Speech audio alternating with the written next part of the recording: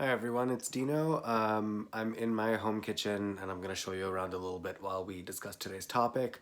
What I want to talk to you today about, what I want to talk to you about today is things that you can do in your kitchen to keep the chef in your life happy and coming back and wanting to cook for you at your house all the time. I know with quarantine it's not quite as easy to have us visit each other, but those of us that are in our little quarantine bubbles, if you are visiting each other in those smaller groups, and you still have the option of cooking at each other's houses, these are the things that the people who like to cook enjoy seeing in your kitchen. They're the sorts of things that make it so that it's like a pleasure to cook in your kitchen rather than a chore. I personally cook to relax. I cook to feel better. I cook to de-stress after a long day of work. So I know that when I go to a friend's house, or family's house even, to be honest, I'll want to cook because chances are I want to relax from whatever the outside world has to throw at me. So we're just gonna go through a couple of things real quick, and you'll start to see a pattern, hopefully. And if you don't, I'll start trying to make it more obvious. Okay, so first and foremost, you can see is I have this very large worktop. This is about 4 feet across, and it's not so important necessarily the size of the worktop as much as it is how much free space you have to use it.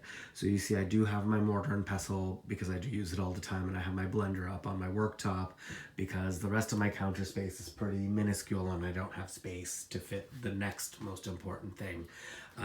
But realistically, to make cooking happen, you really do need space. So if that means that you clear off all the stuff from your dining room table and, use that as the worktop, that's fine. The point is that I'll show you the counters that I actually have that came with the apartment, and I hope you'll see why that's not such a viable option. So this is the counter next to the sink. I just made myself some lunch yesterday for tomorrow, and some dinner for tonight. So these are some of the dishes that I have drying before I put them away. I don't like dish racks because they take up it's clutter, and I don't like stuff out. So as soon as these guys are dry, I'm gonna put them away, and they'll be gone. But you see the size of this counter is like a fraction of the size of that worktop, which means that if I have to see, like, this is a small knife, and you see how much space it's taking up on that counter all by itself versus that same small knife on the big worktop. For size scale, hope you can see the difference. Anyway, point is that I have this workspace next to my sink, which is pretty much a loading zone for dishes on the way in or out of the sink. And then on the other side, I have my air fryer and my water pitchers. Those usually go in the fridge, but I just did a produce run recently, so my fridge is a little bit full. And so that's the air fryer slash toaster oven slash everything else. But again, you see, like, there's not much really workspace there. And you see behind the air fryer, that's my cutting board that's drying right now, which leads me to thing number two that your cooks in your life like to see, and that is large cutting boards. So I have a couple right here to show you. Yes, I do own a lot of wood. I just like how it feels. But you don't necessarily need like fancy large cutting boards. You just need large cutting boards. So here we go. So there's my cutting boards that I use all the time. This one is a nice, decent size. I don't like to cut directly on my work surface because it'll get it scratched up, and I'd like to maintain relatively nice looking work surface if I can help it. But this is, I would say, I don't know, like I'd say like it's a 16 to 18 inch cutting board if I'm not mistaken. It's a reasonably decent sized cutting board. There's that small little knife for size comparison. Point is that when you're chopping vegetables, and you're going in whatever direction you want as much space as you can to safely hold the ingredient and safely hold your knife, and not have your fingers sort of like squeezing in a small area of the cutting board. If you're using the nice big center and you have all the space to work with to chop your vegetables, I'm showing you as if you're right-handed, I'm left-handed, so I'd be doing it the opposite direction. So I'd be holding my ingredients this way, I'd be holding the knife in this hand, and everything would be going from right to left. Point is that if you have plenty of space to work on, what that does is that it makes it possible for you to not scrunch up your fingers really close and hold the thing incorrectly. With a smaller cutting board, you really only want to use it for like very small tasks where you're not really doing that much chopping per se. So like this one, I would use, you see I have used it. It's not like this is a brand new cutting board, but this one I'll use for doing like one half of a small onion, or like some herbs or something like that really quick before I throw them on the stove. For everyday chopping, I use these two guys, and then for heavy duty chopping, I have my big giant wooden cutting board. This is huge. This is absolutely massive. And that one I'll use for like if I'm doing my once a week cooking and I want to get like a bunch of stuff done. Mind you, this is now where the workbench comes into play, is that if I just have my one cutting board here and I'm going right to left because I'm left-handed, you can go I set it up this way because I'm left-handed, so I want all my raw ingredients on this side, I want all my prepped ingredients on this side, so I have space enough to have like little bowls and other things set up over here for me to put the prepped ingredients, and I have space to pull from here onto the cutting board, chop, chop, chop, get it out of the way, and then it's not on my board anymore, but I still have plenty of space on my board. So this is why I like the big board situation, big workbench. This is not impossibly huge. It's not like, this would only fit in a very large kitchen. I do have a relatively large kitchen, but this is something you don't necessarily need to make one that's quite as deep or quite as wide as I do.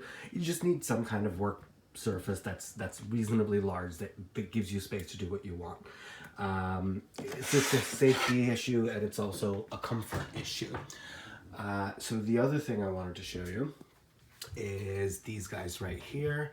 These are kitchen towels. There you go. These are my kitchen towels. I usually have a stack about that high of kitchen towels. I haven't done laundry in about a week, so it's about time for me to get them going. Otherwise, I will have a kitchen towel hanging here, one hanging here, one or two over there on the oven. I have, and there's one hiding back here because I was doing some cleaning. But like I like the cotton kitchen towels, the 100% cotton. They're reasonably absorbent, and they're relatively easy to find. They're reasonably priced. They're not too terribly expensive, and I like this like nice big kitchen towel because they also double up really nicely as napkins for the table if you're having company over, if you're eating by yourself. They're really nice. They're big. They make short work of big messes. I do have paper towels, but I like lots and lots and lots of kitchen towels. And you'll see that like if you don't have a lot of kitchen towels, you end up wasting a lot of paper towels, and frankly, as a cook, you should be washing your hands frequently. And if you're not, especially with COVID, if you're not washing your hands frequently, you're spreading germs, you're spreading filth, you're spreading, so like you really don't want to fuss too much with paper towels all the time. You want to have a kitchen towel handy to wipe up quick spills, to dry off your hands when you're done. And the more the merrier. Like the last time I was cooking in someone else's kitchen, she had the kitchen towels all laid out on the oven and the drawers and everything. But it was almost like she read my mind. She saw me going in the kitchen and starting to do my prep, and almost immediately she said, "Hey, Dino, here's another 3 kitchen towels that I have for backup in case you need them." And that made me very, very, very happy, because it's like, okay, cool. Now I know first off, I don't have to waste paper towels, which is not very environmentally friendly. But on top of that, I also know that I don't have to be messy in favor of trying to be, earth conscious. So let's just put this guy back and let them hang out. That'll dry. Usually I will put I will use a kitchen towel anywhere between 2 and 4 days at a stretch, depending on how much water it's soaking up. So that towel that I have there that's underneath the dishes that are drying, I'll use that twice, and then after that it'll go in the washer, and I'll wash it and dry it and get it clean. But the kitchen towels that I generally keep to just wipe my hands dry from washing my hands, or just general mess picking up, I'll use maybe 2, maybe 3 days at a stretch, and then just throw it in the wash to clean out. But as I've said before, I'm not here to tell you how to live your life. Take from me what you like, and do what you want.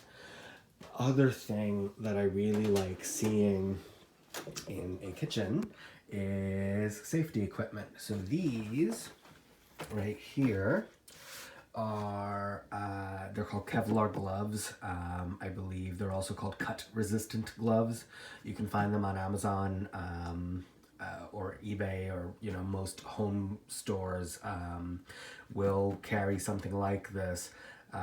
Essentially, when you're using either this is a mandolin, it's a slicer. This blade is extremely sharp, and this is a grater where the blades are actually sharpened. So this is not just a regular box grater that's punched out. These blades are extremely, extremely sharp. A lot of the reviews online when you buy this particular brand of grater complain that people cut themselves on it because the blades are so sharp. So these blades are extremely, extremely sharp, and to protect your hands while you're using either this guy or this one. Yes, the mandolin does have a little hand guard, but if you really want to be safe, and because you do remove the hand guard, sometimes you're fiddling around there in the blade because some food got stuck and you don't want to lose out on it. Anytime your fingers are near one of those super duper sharp blades, I want you to pop on one of these Kevlar gloves and then go to town, and then you're fine. Same goes for anytime you're handling the blades from a food processor. So that is my food processor, and that's the blade on there, and that guy is also extremely, extremely sharp. If I'm assembling the food processor, I'll just pop on one of these Kevlar gloves real quick, and then put it all together, and then I'm not concerned about my cutting myself. Same thing goes for the slicing disc of the food processor.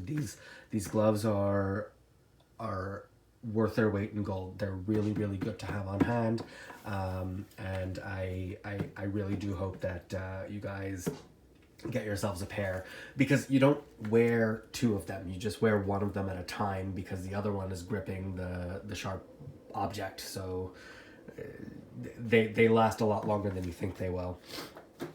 Other thing, I like seeing decent sized knives. Now, a lot of you are wondering, where do you find knives that are relatively inexpensive? This one is some off-name brand, Brever or something like that. I think this guy I picked up for $30, give or take. And then this one is a ceramic knife. And so for those of you who, sorry about that, let me show you what this looks like. Brand name, come on, focus. Brand name is Chef Made Easy.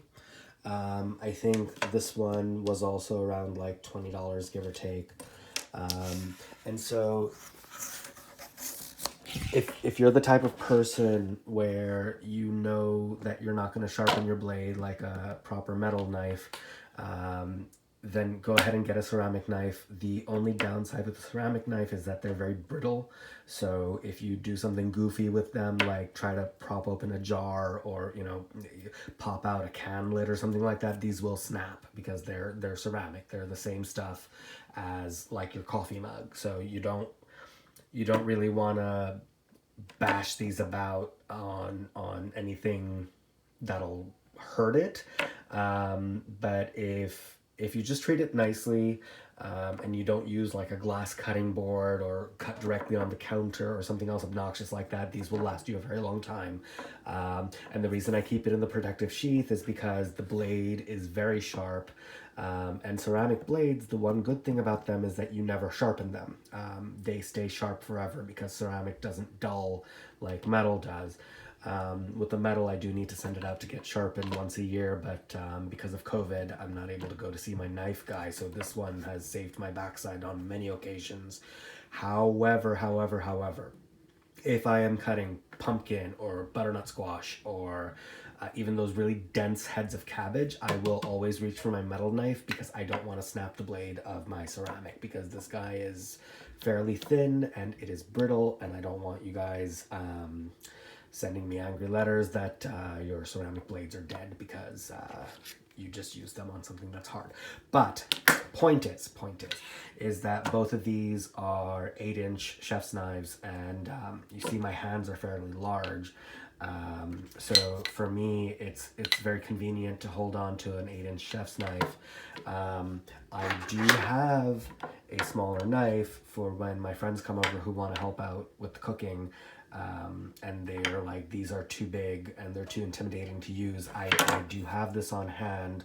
I also use it for smaller jobs like, you know, chopping up some herbs or, you know, chopping up a chili or something like that. But the point is that I cook very frequently and I don't have a ton of knives. I don't have a full knife set like you see some of those people have. I have these 3 knives. I have my ceramic one for, you know, most jobs when I can't get my metal one sharpened. I have my metal one, which is an all-purpose knife, but I haven't been able to get it sharpened in a while, so here I am. I have my smaller knife, also metal. I have this little serrated knife, which pretty much I use to open packages and open up boxes of tofu, to be honest, because it's not great for cutting. It's just, you know, it's like those cheapy knives that you get at the dollar store. It never needs sharpening, but it was never that sharp to begin with, so where are we? And I have a bread knife.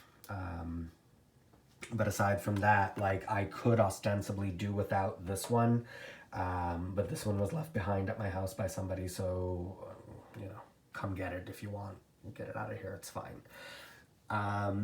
Other thing that I find very helpful in kitchens is a selection of stuff to pick up hot things. So most of you are probably familiar with your typical oven mitts. These are great. They keep your hands and your wrists safe for when you're taking hot things out of the oven. They're very helpful to have around. Bear in mind that if the tips of these, see, that's not frayed, that's just some dirt that I need to get off of there. But if the tips of these start getting frayed and you see some of the cotton coming through, these are no longer protecting your hands anymore and they need to get replaced. So these are both fine. There's no cotton peeking through, that's just stains that haven't come off. I need to send them to the washer dryer, but like these are great, but what I personally prefer is pot holders. These are lined with like a rubbery silicone material on the inside, and the pot holder material on this side, so it's extra insulating. The downside of the silicone material is that this isn't as flexible as my oven mitts are because they're lined, but it does provide an extra layer of protection. So I do like having pot holders in addition to oven mitts. And bonus points, Kitchen towels can double as pot holders when you fold them up, as long as they're bone dry. So this is why I keep my dry kitchen towels away from the kitchen towels that I keep hanging on here, because the ones hanging here are drying. Those are already bone dry from the washer dryer, so those I don't really pull out until I want fresh towels. So I want like, just consider having like a variety of things in your kitchen that will help you to handle hot objects so that you don't burn yourself. Other thing, this right here, I will show you the brand if I can find it. Where's the brand? Are you here? Ah, there we go. Okay. The brand name on this spatula is Tovolo. The one downside I will say about a silicone spatula is that if you use it with oil, it gets this weird sheen on it. And if any of you know how to get that off of silicone, please tell me, because it is annoying. It's not dirty. I always clean my stuff, but like, what I do like about this spatula, I'm gonna hold it up to the side for you like that. You see how razor thin that profile is? That means that when I'm putting it into the bottom of the bowl, it's gonna get out every last scrap of everything, and it's not gonna be, you know, annoying and floppy and flimsy. These are flexible, but they're not floppy and gross. So I don't actually keep those white handled spatulas on hand, because the white ones, they're not heat safe. So what's the point? I'd rather have these nice Tovolo ones, and the plastic ones I think I bought 3 for $10. It's well worth it. Get yourself one. I also have a silicone blender slash jar spatula. So this one's not quite as thin.